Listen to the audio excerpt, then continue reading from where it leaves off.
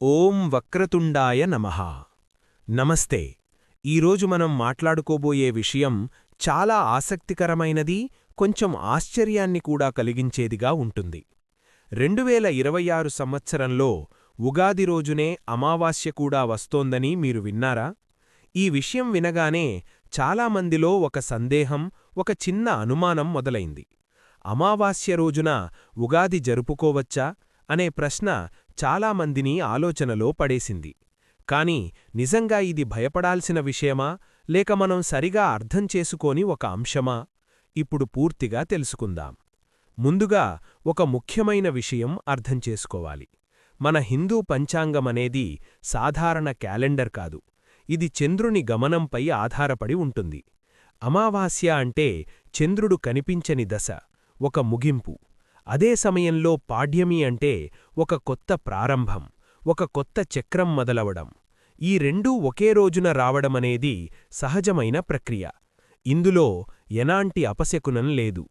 ఇప్పుడొకసారి ఆలోచించండి. ప్రతి ముగింపు తర్వాతే ఒక కొత్త ప్రారంభం వస్తుంది కదా. అదేవిధంగా అమావాస్య తర్వాత పాడ్యమి వస్తుంది.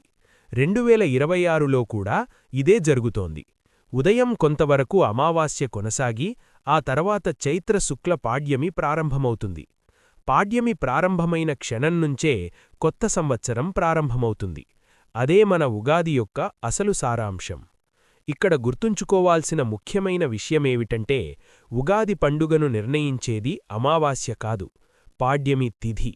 ఇది పంచాంగ శాస్త్రంలో స్పష్టంగా చెప్పబడిన నియమం.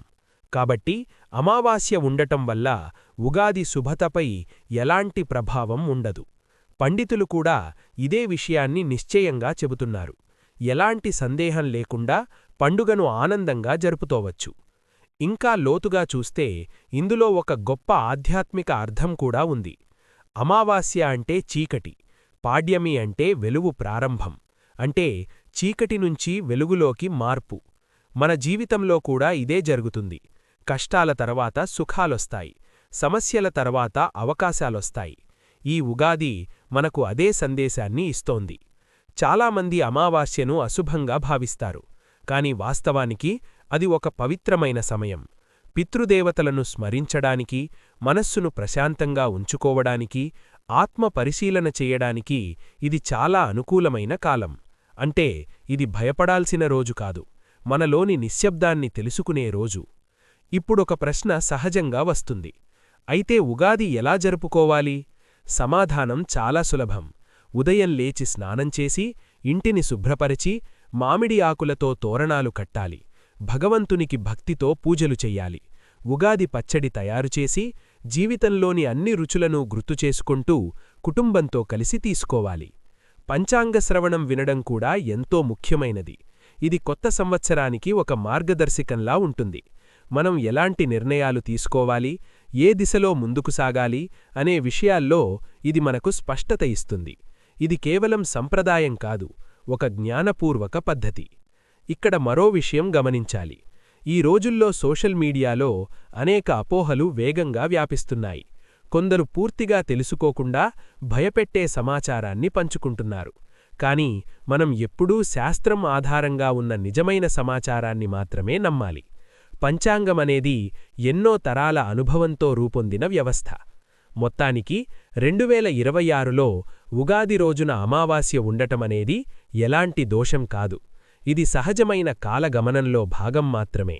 పాడ్యమి ప్రారంభమైన తర్వాత ఉగాది పండుగను సంపూర్ణంగా, ఆనందంగా జరుపుకోవచ్చు. ఎలాంటి సందేహం లేకుండా ఈ పండుగను స్వాగతించాలి. ఈ ఉగాది మీ జీవితాల్లో కొత్త ఆశలను, కొత్త అవకాశాలను, విజయాలను తీసుకురావాలని హృదయపూర్వకంగా కోరుకుంటున్నాను. మీ కుటుంబాల్లో సుఖశాంతులు నెలకొలాలని, ఆరోగ్యం, ఐశ్వర్యం కలగాలని మనస్ఫూర్తిగా ప్రార్థిద్దాం. ఓం వక్రతుండాయ నమః. మీ అందరికీ ఉగాది శుభాకాంక్షలు.